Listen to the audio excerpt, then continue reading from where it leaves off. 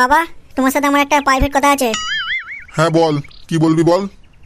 তোমার মাথায় যে চুল উঠে গেল, বাল কাটা যে পেকে ঝরে গেল, এদিকে তোমার হুঁশ হয় না যে আমার দিন দিন বয়সটা বেড়ে চলেছে, আমার বিয়ে দিতে হবে? শোনো গো গিন্নি, শোনো শোনো, ছেলের কথা শোনো। মা আবার কি শুনবে? তোমাকে বলছি তুমি শোনো। হুনু, তুই যে কলেজ শেষ করে বাড়িতে বসে আছিস, কোনো ব্যবসা বাণিজ্য করি নাস, তোকে মেয়েকে দেবে? দূর লাউড়া, ব্যবসা আগে না বিয়ে আগে বলো তো বাবা। হুনু, তা তুই ব্যবসা না করলে বউকে খাওয়াবি কি বে? তুমি আমার চেয়ে ডবল হুনু, বুঝতে পেরেছো বাবা? কেন বে? বউ যদি আমার ঘরে নাই থাকে তো ব্যবসা করেই আমার কি লাভ হবে বলো তো? ব্যবসা করে যে উপার্জন করবো, যে লাভ হবে সেটা খাবে কে বাবা? কেন রে হুনু, আমি খাবো, তোর মা খাবে, আবার কি খাবে বে? ভালো ভালো ভালো লাইন বটে। আমি ইনকাম করবো আর তোমরা দুজনে বসে খাবে, আর আমি এদিকে হ্যান্ডেল মারবো। গিন্নি, তুমি দেখেছো, এ তো বেজম্মা সন্তানের মতো কথা বলছে গো। তুমি শালা বাবা, তুমি বেজন্মা হে।